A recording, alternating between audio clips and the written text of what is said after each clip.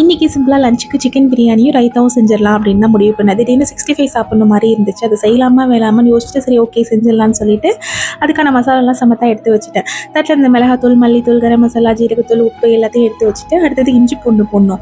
ஜாரில் இஞ்சி பூண்டு எல்லாத்தையும் எடுத்து வச்சுட்டு பார்த்தா கரண்ட் இல்லை. சரி நம்ம வெங்காயம் தக்காளி நறுக்கவும் அதுக்குள்ளே கரண்ட் வரும்னு பார்த்தா அப்பயும் வரலை. எல்லாத்தையும் ரெடி பண்ணிவிட்டு இது என்னடா சோதனை அப்படின்னு நினச்சிட்டு எனக்கு பிரியாணிக்கும் வேறு இஞ்சி பூண்டு தேவைப்பட்டுச்சு. ஒரு 1/4 மணி நேரம் போல் வெயிட் பண்ணி பார்த்தேன். அப்புறம் கரண்ட் வர மாதிரி தெரியல. சரி மசாலாவை மட்டும் பசரி ஊற வச்சுட்டு இருப்போம், கரண்ட் வந்ததுன்னா டக்குன்னு அரைச்சி போட்டுடலாம் அப்படின்னு சொல்லிட்டு அரிசி இந்த மசாலா எல்லாத்தையும் ஊற வச்சுட்டேன். ஆனாலும் கரண்ட் வர மாதிரி தெரியல. கடைசி நேரத்தில் எனக்கு இந்த அம்மி தான் கை கொடுத்துச்சு. சரி என்கிட்ட ஜாரில் இருந்ததெல்லாம் அப்படியே அம்மியில் மாற்றிட்டு லைட்டாக அரைக்க ஆரம்பித்தேன். கரண்ட் வந்துருச்சு. ஓகே திரும்ப மாற்றுங்கடா எல்லாத்தையும் ஜாருக்குன்னு சொல்லிட்டு ஜாரில் மாற்றி இஞ்சி பூண்டு அரைச்சிட்டு அந்த அந்த மசாலா தடவி வச்சுருந்தோம்ல 65 அதோடு சேர்த்து அதையும் நல்லா ஊற வச்சுட்டேன். நல்லா 1 மணி நேரம் நல்லா ஊற வச்சுட்டேன்.